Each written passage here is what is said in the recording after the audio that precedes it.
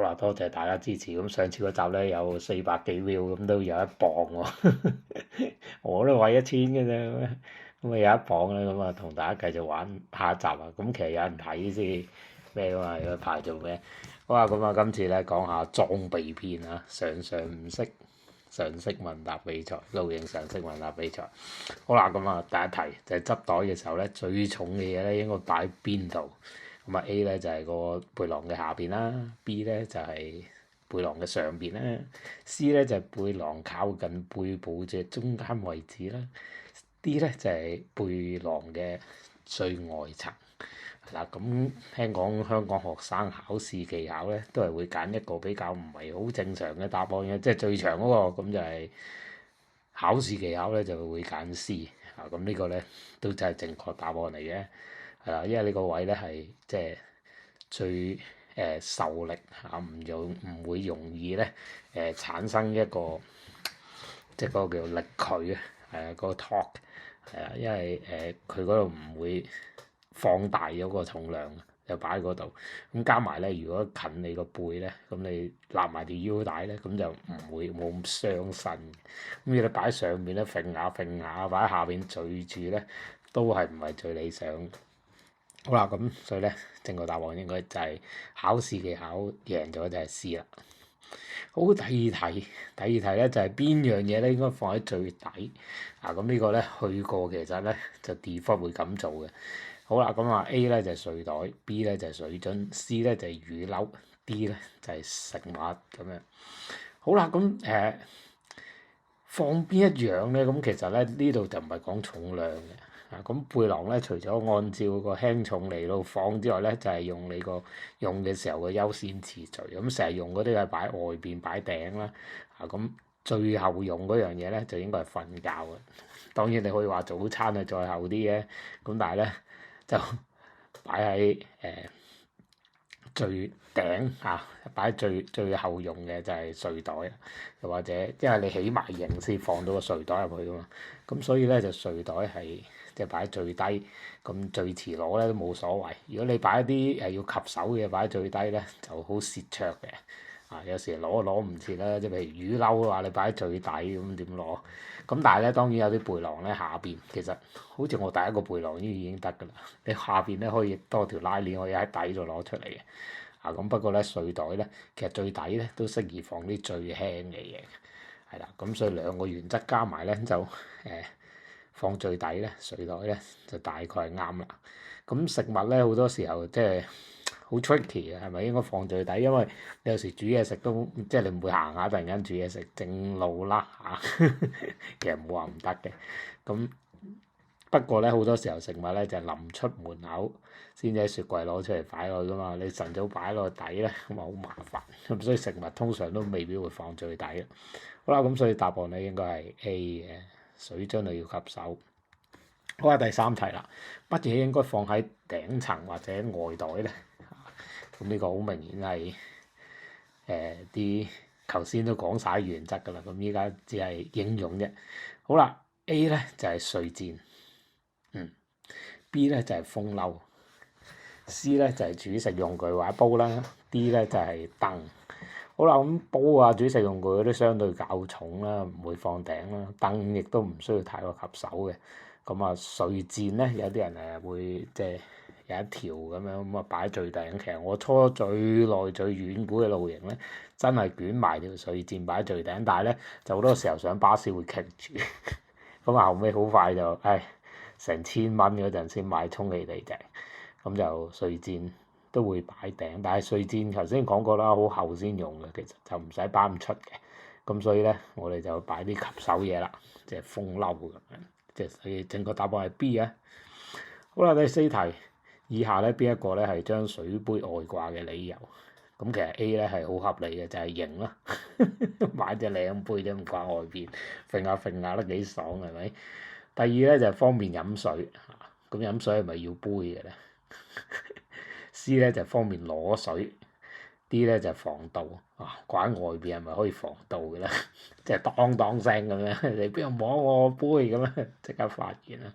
咁好多個都似層層啦。咁其實最傳統可唔可以話傳統咧？最比較歷史悠久咧，就係方便攞水嘅，因為你譬如去到一個小水溝或者河邊，你水袋你懟落條河就好難攞水。如果中途要攞水咧，又之前有睇過下我啲片都知，中途要攞水咧就，有隻杯及手咧就好好啦。咁水袋都擺喺外邊，我方便攞水。咁當然唔排除型呢啲咁嘅答案都係可以嘅。你答 A 我都唔會話你錯。咁因為真係幾型。好啦 D 啦，以下哪一項咧唔係鈦餐具爐具嘅好處咧？咁4個 A 咧就堅硬，B 咧輕便，C 咧就導熱性能好，D 咧就唔輕易氧化。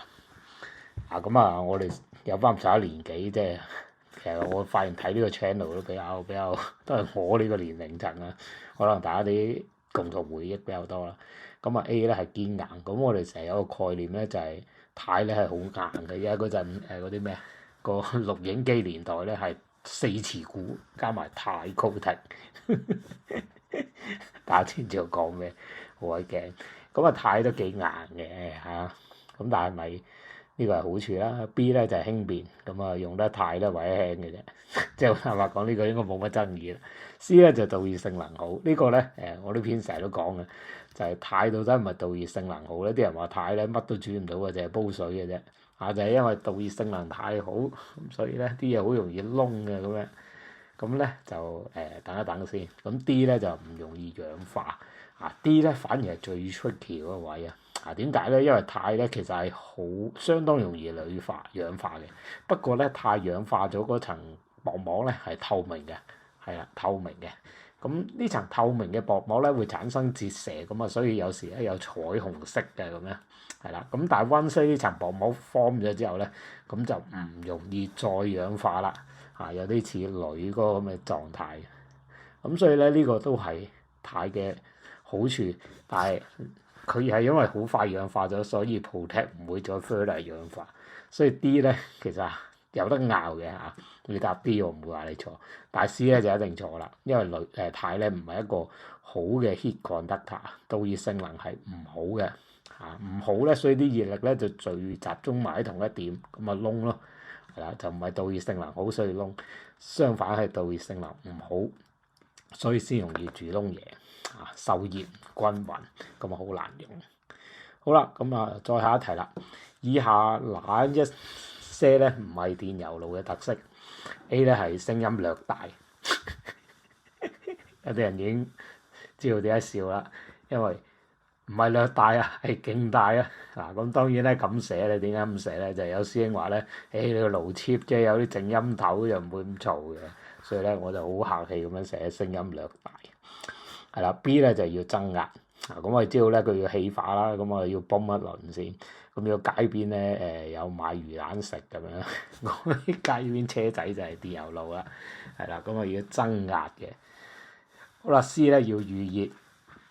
預熱即係話咧，你一開始點咧，佢唔會即係嘭一聲就藍色火嘅，咁佢搞一輪咧，甚至有啲嘢要擠少少電喺面度興咗個爐頭，咁你預熱咗，等條預熱管好興咧，氣化先最有效。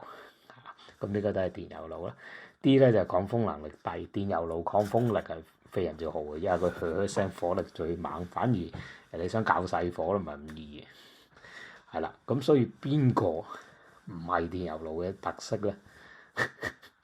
頭先好似個個都係咯，抗風能力低咧就唔係啦，係啊，好抗風啊嘛。咁聲音略大咧就聽講咧傾偈都傾唔到嘅，起碼我覺得係悶悶地啦。一熄爐咧，你會突然間覺得哇，大自然嘅寧靜翻嚟。好，下一題啦，以下邊一項咧唔適合盛載酒精啊，或者叫士力水啦。士力水又好多種樽都好似乜都裝得嘅。咁最簡單咧就係是但嗰個膠樽都得啊，呢個水樽都得。A 咧係可以嘅 ，B 咧就鋁樽，鋁應該都得啦，係咪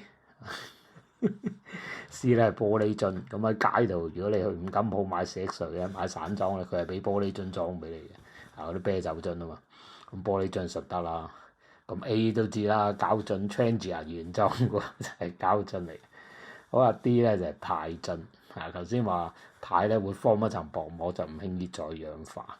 鋁都似乎係喎，咁但係咧好不幸咧就係鋁咧同士力水咧係隔成隔嘅。你個鋁樽唔係唔裝得都裝得嘅，裝下咧酒精就變啦，跟住個鋁樽咧就越嚟越薄咁樣，所以係樣樣都得，但係鋁樽咧就唔得。千祈唔好諗住，我有個啲好型嘅水壺，但係又聽講鋁會令人痴呆，所以攞去裝酒精㗎嘛，唔得㗎，千祈唔好啊，出事。唔會第一次出事嘅，不過用下你知。好啦，第8題，同一個保溫效能之下咧，邊一款水袋嘅體積可以做到最細啊？A 咧就係合成纖維，即係嗰啲 synthetic 人造嗰啲 fibre。咁有啲超級水袋摸落去咧，好似絲絲嘢入邊嗰啲咧就係合成纖維。B 咧就係棉啦。我哋細個哇着件棉咩啊？棉衲啊，係啦，着件棉衲翻學校啊嘛，冬天係冚棉被，後尾就轉晒用羽絨啦咁樣。咁棉都好保暖。C 咧就係羊毛，哇，羊毛底衫係咪好正咁樣？D 咧就係羽絨。咁大家都知咧，同一個保溫效能同一個保溫效能底下咧，做到體積最少最輕嘅，梗係最貴啦，因為點買咁貴啊？咁所以答案咧就係羽絨啦。羽絨咧你可以唔使摺唔使成嘅，你爽塞落去得噶啦，你壓得有幾細得幾細。咁我保存嘅時候咧，即係話你出街可以壓細佢啦，但係你譬如翻到屋企咧，你就通常靚少嗰啲水袋都有啊，俾到個大袋你嘅，咁你就將佢放落去，等佢好鬆最大面積咁樣咧，去到保存咧，咁就最襟用啦。咁運載嘅時候就可以壓細，但係去到咧就放翻佢，早啲放開佢，等佢咧鬆得最大咧，咁就保溫性能最好，亦都最長命嘅。好啦，第9項，以下邊一項咧唔係地墊嘅功能？咩叫地墊咧？我唔係講緊營底嗰塊footprint，而係講緊你瞓覺即係睡墊啦，係嘛？用翻個 term sleeping mattress。好啦，咁A 啊隔熱啦，係咪？隔熱咧係隔你體身體啲熱，就唔好流失去個地下。B 咧就係對應地面凹凸不平。譬如去到突然間，哇有啲樹枝喺下邊喎，咁啊其實攞走會好啲嘅，但係有啲係攞唔走啊，譬如啲樹根啊，嗰啲 tree 根啊攞唔走。如果有張厚睡墊都擋一擋啊。C 咧就係隔水器，係啦，咁我知道地下凍咁啲 condensation 喺個地面啦，又或者落雨啦，咁啊加啲水氣。D 咧就係靜音，係啦，咁有個軟墊咁會唔會冇咁嘈嘅咧？咁樣係啦，咁咧以下咧似乎全部都係，咁不過咧視乎你咩地墊啦。咁啊點解我話隔熱唔係隔凍咧？咁啊啲老人家就話隔啲地氣，但係其實冇咩叫地氣嘅要隔嘅，隔係隔你個身體啲熱力唔好流失去個地下，地下啲凍咧係唔會上嚟，係啦。thermodynamics 話熱嘅地方去凍嘅地方嘛，就唔係凍嘅地方去熱嘅地方。咁所以咧隔熱咧就係真嘅，就唔係隔冷。雖然啲老人家會話隔冷啦，我話隔水都得啦，地面凹凸不平都得啦。靜音咧就睇下咩地墊。咁如果嗰啲蛋巢墊啊，係啦，嗰啲咧就有機會可以靜音。咁但係如果咧你係充氣地墊咧，就不但唔能夠靜音，更加係會好鬼嘈嘅，係啦，一轉身係人都聽到嘅。咁所以 D 咧就係即係似乎就唔係最佳答案啦。好啦，最後一題啦，咁睇下下次問咩？以下邊一種方法咧可以減少呢個倒汗水啊形成？係啦，咁第一個就係空氣流通，第二咧就係增強散熱，C 咧就係單層型，D 咧就係深色嘅物料。咁如果好熟嘅咧，就應該知嘅答案咧就係 C 啦，係啦，單層型咧就好容易有倒汗水。咁但係點解咧？點解咧？咁容許我有吹兩句水啦。好啊，嗱，倒汗水嘅發生咧就係有 cold surface，即係譬如咧我哋喺雪櫃攞一個凍飲出嚟咧，啲倒汗水就黐晒個面啊嘛。咁所以但凡有溫差，係啦，有溫差，有 cold surface 咧，就會形成倒汗水噶啦。咁就同濕度咧就唔係非常直接關係嘅喎，反而係啦。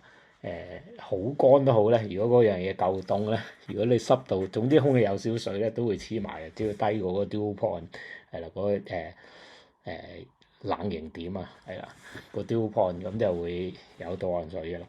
咁所以咧，呢個 point 咧就係唔好有 cold surface，OK。咁如果空氣流通咧，咁即係話你會達到熱平衡啊，咁所以就冇 cold surface。咁啊，空氣流通咧係可以減少 cold 冷凝水嘅。第二，增加散熱，係啦，就唔好有溫差啊嘛。咁所以增加散熱都得嘅。深色物料咧，其實都係增加散熱嘅一個原因啦。譬如黑色咧，就係佢好多嗰啲 black body radiation 啊，黑體輻射咁啊，即係散熱得快。咁所以咧都係好嘅，係啦，唔好一度凍一度熱啊，一凍一熱咧就會產生倒汗水啦。即係譬如個營入邊係熱嘅，即係你有個人喺度啊嘛。咁但係個營嘅外邊咧就對住外太空，對住外邊，咁所以咧就好凍。咁所以裏邊咧就會有個 cold surface 係啊。咁啲水氣咧就擎落去啦。咁加埋你啲呼吸啊等等啦，咁樣空氣流通都有幫助呼吸出嚟嗰啲水氣啦。咁所以單層型咧就比較濕滯。咁事實上雙層型咧都唔好得幾多嘅。咁不過雙層型其中最大嘅好處咧就係啲condensation 嗰啲倒汗水咧就可以沿住個邊邊射落去，就唔會就算跌落嚟咧都有個內脹頂一頂。咁所以叫做好似減少嘅啫。OK，好啦，咁啊今集係咁多先。咁如果咧繼續 keep 到咧有一磅咧，我就會再拍下集。咁啊上次講過香港啦，今次咧就講裝備啦。咁睇下下次講咩都好。咁如果有咩問題或者不服咧，就留言一齊咩啊？不服嘅留言就一齊傾下佢，或者覺得有更加好嘅答案啊，或者佢講得唔清楚嘅地方可以講下，又或者下次咧講啲咩都得。咁啊冇得出去露營，咁都可以透過呢啲咧去傳播一下呢一啲露營常常唔識嘅常識。咁啊係咁先啦，拜拜。